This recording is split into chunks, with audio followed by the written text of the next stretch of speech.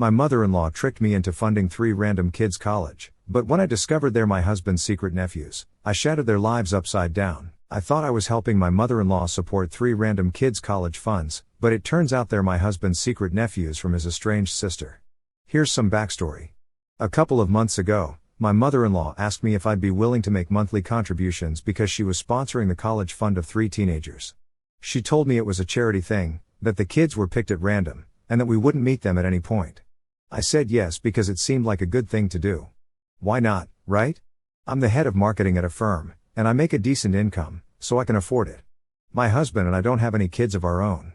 We're in our late 30s, and we don't plan on having any either, so this seemed like a good idea at the time. I agreed to make monthly contributions to help her and 3 random underprivileged kids with their future. I'd send her money every month within the second week and then pretty much forget about it. It was just a few hours ago, this very month, when an unexpected event turned my world upside down. 3 teenage boys, strangers to me, appeared at my doorstep, their faces unfamiliar yet oddly earnest. I opened the door, puzzled, and asked what they wanted. Their response hit me like a bolt from the blue. They were looking for Uncle Jack. Jack is the nickname my husband's family uses for him, a name that carries warmth and familiarity among his kin. But to hear it from these unknown boys was jarring. I pressed them further, asking who exactly they were seeking. When they mentioned my husband's full name, my confusion deepened. Jack wasn't home at the time, so, driven by a mix of curiosity and suspicion, I invited them inside to unravel this mystery. As we sat in the living room, I began questioning them, gently at first, then with growing urgency. Who were their parents? Where did they come from? Why were they here to see my husband? Their answers came haltingly, but with enough detail to piece together a stunning truth. These boys, aged 16, 14, and 13, were my husband's nephews, children of his estranged older sister. I sat there, stunned, as they explained that their mother had recently reconnected with Jack's family after years of silence. They had come to our home because their mother wanted to express gratitude to Jack for his support. The boys, however, were unaware of me entirely. They didn't even know their uncle was married. The revelation was a two-way street. I was just as shocked to learn of their existence as they were to meet me, their uncle's wife. The weight of this discovery settled heavily on me. In our 5 years of marriage, 7 years of knowing Jack, I had never once heard mention of a sister. Not a whisper, not a photograph, not a single trace of her existence in our lives or his family's home. My in-laws' house, where we'd spent countless holidays and gatherings, was devoid of any hint of another sibling. It was as if she had been erased, her presence scrubbed clean from their narrative. How could such a significant part of Jack's life remain hidden from me for so long? The boys stayed for a short while, their youthful energy filling the quiet house, before they left, leaving me to grapple with this bombshell alone. About half an hour later, Jack returned home, his mood light and carefree after a day out with friends. His cheerfulness, for reasons I couldn't fully articulate, only fueled my growing anger. As soon as he stepped through the door, I couldn't hold back. My voice sharp with frustration, I demanded answers. I told him about the boys' visit, about their claim to be his nephews, and about the sister I had never known existed. But what pushed me over the edge was learning that I had been unknowingly funding their college education. For months, I'd been sending money to my mother-in-law, believing it was for a vague family cause, never suspecting it was for these nephews I didn't even know existed. The betrayal stung, not because of the money, but because Jack had kept this secret from me, his wife of 5 years, his partner for 7. When I confronted him, his response was maddeningly evasive. He offered to repay the money if that was the issue, but he refused to discuss the sister or the reasons behind the secrecy. He simply said he wasn't ready to talk about it. That phrase, "not ready," lit a fuse inside me.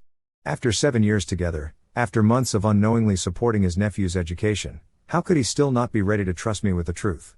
I wasn't some miser obsessed with money, the financial aspect was the least of my concerns. What hurt was the wall he'd built between us, the deliberate omission of such a fundamental part of his life. My anger boiled over, and we descended into a heated argument that lasted nearly an hour. Our voices echoed through the house, each word sharper than the last, as I pressed for answers and he deflected with infuriating calm. Finally, in a moment of exasperation, he grabbed his coat and stormed out, ignoring my pleas to stay and talk it through. I was livid. Jack has a habit of walking away when things get tough, and I'd had enough of it. In an impulsive act of defiance, I locked the door behind him, knowing full well he didn't have his spare keys. I wanted a reaction, something, anything, to show he cared enough to engage. When he returned about 30 minutes later, I heard his car pull into the driveway. I waited, expecting him to ring the doorbell, call my phone, or even shout through the door to let him in. But there was nothing. I heard the doorknob rattle as he tried to enter, followed by a long pause. Then, to my disbelief, I heard his car start again and drive away. He didn't fight to come back inside, he just left. The silence that followed was deafening, amplifying my frustration and hurt. As the hours passed, my anger began to cool, giving way to a gnawing sense of guilt. I called my mother to vent, pouring out the whole story, the surprise visit, the secret sister, the college fund, the argument, and how I'd locked Jack out. I expected her to take my side, to validate my outrage, but her response caught me off guard. She suggested I might have been too hard on him. She pointed out that Jack's refusal to discuss his sister, coupled with the complete absence of her presence in his family's life, hinted at a deeper, perhaps painful history. If he's not ready to talk about it, she said, something serious must have happened to cause such a rift. Her words made me pause. My in-laws had never mentioned this sister, not in passing, not in old stories, not even in the countless family photos lining their walls. It was as if she'd been deliberately erased, and I hadn't noticed until now.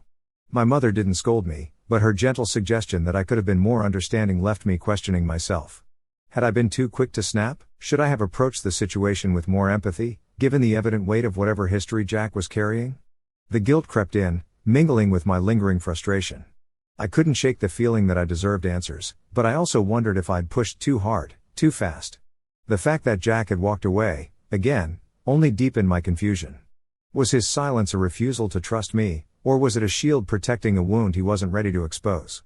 Reflecting on it now, I'm torn. On one hand, I feel justified in my anger.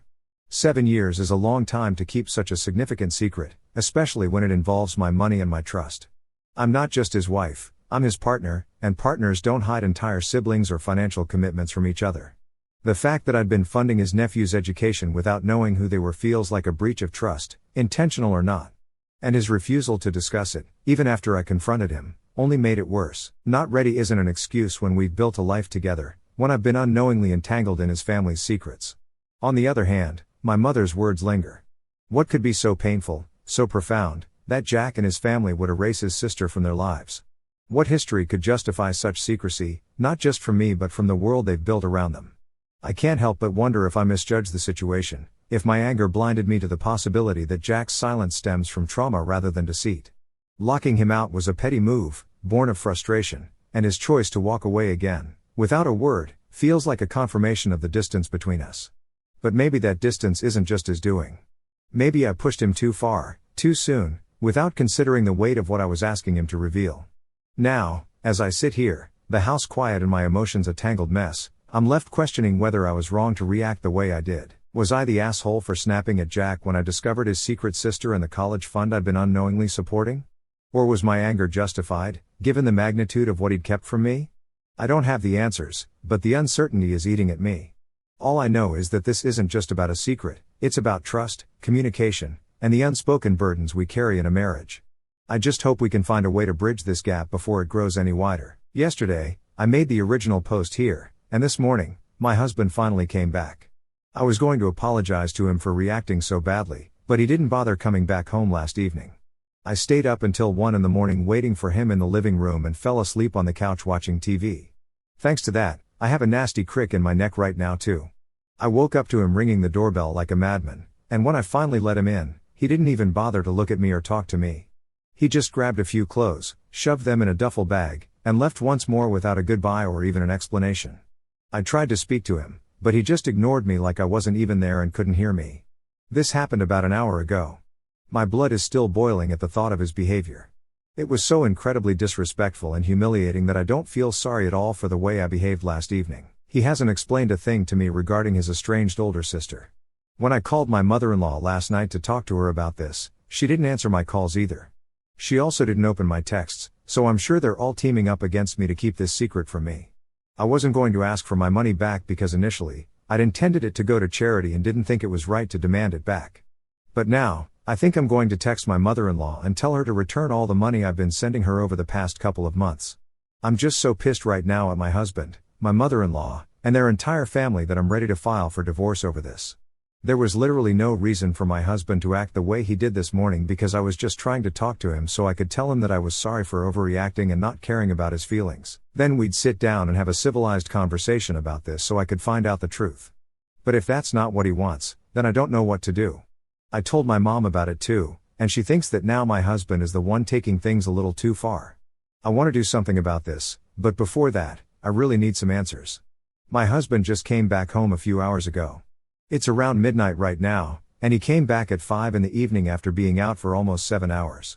We're both going to have to go back to work tomorrow because it's a Monday, so I wanted to discuss this and get it all over with today. It was really difficult, but I somehow swallowed my pride and told him that we needed to talk once he came back home and freshened up. He didn't say much but just nodded. After a while, we sat on the couch awkwardly. I waited for him to say something, but when he didn't, I realized that I'd have to be the one to break the ice first. I apologized to him for reacting the way I did, and only then did he say that he was apologetic too for behaving badly with me this morning. Once we were done with that, I finally asked him the million-dollar question. Why had he and his family kept the truth from me about his sister for so many years? Now that I'm aware of the whole story, I can see why he wouldn't want to talk about it. It's crazy, and I don't want to discuss it, but I kind of owe it to you guys. I also just have to get it off my chest somehow and tell somebody about it. I can't tell my family about it because he's made me swear I won't, and I certainly cannot tell my friends, so people on Reddit will never know our real identity. His older sister, Jennifer, is 40 years old now. Over 2 decades ago, when she was just 18 and my husband was 14, she'd run away with her boyfriend at the time. My in-laws didn't like her boyfriend for very valid reasons because her boyfriend was 25 years old, which wouldn't be a problem in itself, but he was a known stoner. He'd been smoking pot and drinking since he was 15, which was unsurprising as his dad was the guy who actually sold pot to most of the high school and college kids in the area. Jenny had been in a relationship with this guy for just about a year before they eloped. That year had been really bad for their family. Jenny herself had started smoking and was a rebel without a cause all of a sudden. My in-laws didn't like that change, and they definitely didn't like that boyfriend of hers, so they tried to pressure her into leaving him. They used to starve her on the days she came back home smelling of pot or alcohol, which I don't think was the right thing to do, and my husband agrees. My in-laws were pretty harsh with their punishments, which is what pushed Jenny to run away. They'd starve her, yell at her all the time, and would try to stalk her whenever she left the house when there were 1,000 gentler and more effective methods they could have tried instead. My husband didn't say it outright, but it was implied that his parents were way more toxic toward her than her boyfriend could have ever been. Their behavior alienated the girl even more, and she ended up running away with her boyfriend a month before her 18th birthday. Once she ran away, they didn't even bother looking for her or calling the cops. Jenny had told Jack all about her whereabouts, so it technically didn't even count as running away because they knew where to find her. They just didn't try to. Of course, they wouldn't want this story to come out because my in-laws do not come off well in this story. My husband's parents forced him to sever all ties with her as well. A few months later, when she tried to reach out to them, they refused to speak to her. It wasn't even for money or help, she just genuinely wanted to apologize to them and reconnect with her parents, but they were done with her and shunned her. That was the last they heard from her until recently. Earlier this year, Jenny's husband passed away, so she tried to reconnect with her estranged family once more, now that she was on her own and needed emotional support to get through this. My mother-in-law had been kinder and had accepted her back into the family, but they'd had to keep it a secret from me because they didn't know how to tell me and couldn't find the right time to say anything. Apparently, Jenny had been married to her boyfriend from all those years ago, and these were his kids. He cleaned up his act and sobered up when she got pregnant for the first time so they could provide for themselves and their kids. He'd been working as a car salesman, which was the only job he could manage without a college degree, and Jenny was a stay-at-home mom. They had had an all-right life so far and had raised 3 good kids, but unfortunately, her husband had passed away from a sudden heart attack at the beginning of this year. After Jenny reconciled with my mother-in-law, my husband helped her find a job to be able to support her kids, and she was currently working in his office as a receptionist. That's what the kids had come by to say thanks for because she had no idea that her brother was married now, and her sister-in-law, also known as me, had no idea she even existed. As for the college fund money, my mother-in-law had promised Jenny that she'd pay for all 3 of her kids, but that was a lot of money, and she herself relied on whatever my father-in-law had left her, so she was doubtful about whether she'd actually be able to fund them all. That's the reason why she'd asked me for help, and my husband had also been contributing. She had to lie to me and tell me it was for charity because they weren't ready to talk to me about this just yet. After my husband explained the entire story to me, I did understand why he hadn't been willing to bring any of this up because the way I perceived him and his family had changed completely now. Unfortunately, my understanding did not mean that I was going to forgive it all just like that. He had lied to me, not just for a few months but for 7 whole years, which was a really big deal. Earlier, my anger toward my husband because of his behavior had at least helped me take my mind off the lies, but now there was no running away from it, and I had to confront the truth. Anyhow, if I'm going to be honest, I don't know how to feel about any of this. I really just don't have a clue because this is so bizarre and new to me. I mean, my husband had a sister all this time, and they'd had such a horrible history with her, but he didn't think he owed me the truth even after they made up. He'd been at his mom's house when he wasn't here, and they'd concluded that now it was finally time to come clean to me about Jenny. I mean, I've been contributing to her kids' college funds for several months now, but all this time, I'd been thinking it was for charity. I don't mind it because it still did help some kids. What I do have an issue with is the lies. My husband knows very well that I had really bad trust issues in the past because I'd been cheated on by my ex-boyfriend, and it had taken us a long time to establish this trust in our relationship and marriage, but now it's all gone. He wasn't cheating on me or anything of the sort, but despite that, I felt really betrayed that he kept such a huge thing from me just because he was afraid I wouldn't think of his family the same way if he told me. I can understand why he'd want to keep this a secret, but I won't forgive it, and quite frankly, I think it was a really stupid excuse too. I've told my husband I need some time to think about what I want to do now, but I honestly have no idea what to do. I mean, I'm mad at him, I'm upset about what he did, and I'm definitely not on board with any of this, but even then, I don't just want to leave him over something so petty and silly. I have no idea what to do anymore. I haven't made up my mind on what to do about our relationship, but I have been looking into marriage counselors because that seems like a good option if I want to make it work. We've been keeping our distance ever since the big reveal 3 days ago. He's been giving me my space and has pretty much been walking on eggshells around me, which feels weird, but I appreciate it because that's what I need right now, space. He did ask me if I wanted to meet his sister yesterday, but I told him that I needed some time. I'm not ready yet to just meet this woman who has given me the shock of my life. My mother-in-law also texted me yesterday to apologize for everything and told me that she could return the money from the fund if that's what I wanted, but I told her she could keep it.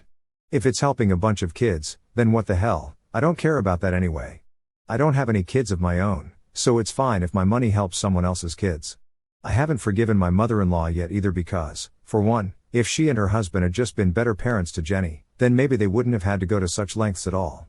But they went a different way and then covered it all up for the next 2 decades. They're fine with it all now, but unfortunately, now I'm the one who's having major relationship problems with my husband over this situation. Jenny and I haven't spoken yet, but I know that she's apologetic for how this has all turned out as well. My husband forwarded a text from her to me 2 days ago, in which she apologized to me for springing this on me without warning. She didn't know that my husband was married now and had just told her kids to say thanks. My husband hadn't been able to spend much time with the kids because he'd been very busy with work, so her kids had taken it upon themselves to visit him and also convey the message of thanks that Jenny had told them too. Unfortunately, they just picked the wrong time, and that's what had led to all of this. On the bright side, at least the kids' decision to thank him on that very day had led to this huge revelation, so I guess I have them to thank for this now. I have a lot of things to share that have happened over the last 2 months, and I'm thankful that most of these are good things. I started attending marriage counseling sessions with my husband about a month ago after a lot of discussions, and I think we are making progress. We're addressing a lot of problems that we didn't think were important enough earlier, but now we're doing a lot better. I wouldn't say that our relationship has gone back to how it was earlier because it's just been a month, and that's not enough to undo all the damage that had been caused by his lies. What I will say is that we're on the right track relationship-wise now, and hopefully, it'll only get better from here onwards. I've also met my sister-in-law, Jenny, a couple of times now. The first time I met her was 5 weeks ago, and it was nice. Her kids and I already knew each other, and it was good to see them again.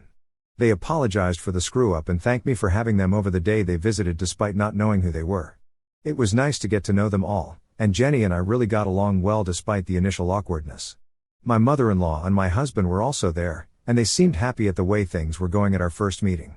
We've all decided to be a lot more open and close now, trying to get together at least once every 2 weeks. I'm still trying to get used to this new family that I have, but it's going well, so I know we'll all be alright eventually. There are not going to be any more lies separating us all, and I'm really thankful for that. Hey everyone, I'm back here after almost 2 years, and wow, it feels weird to go back and read the way I felt initially about the people I'm so close to now. Jenny and I are best friends now. She's honestly the best person I've ever met in my entire life, and I'm so grateful that she's my sister-in-law. Her oldest is starting college in the fall, and it just made me realize how long it's been since I first met the kid. I suddenly remembered this thread while I was reminiscing with my husband about how long it's been and how far we've come since then, and I decided to come check it out. So, to fill you guys in on what's been up, my husband and I have been doing well, and our marriage is as strong as ever. The marriage counseling sessions did us a load of good, and I'd strongly suggest that to anyone having issues in their marriage right now. I didn't have faith in that earlier because I really used to think that if your marriage is at a point where you even need to consider counseling, then it's pretty much over. Thankfully, I've been proven wrong. Jenny's also doing great and has been promoted to an assistant job now. She's moved into a bigger apartment, and her oldest is going to be attending one of the best medical schools in the state on a scholarship. That kid's a hard worker and has earned this, so we're all extremely proud of him. We're also proud of his mother and us as a family. We've all come really far.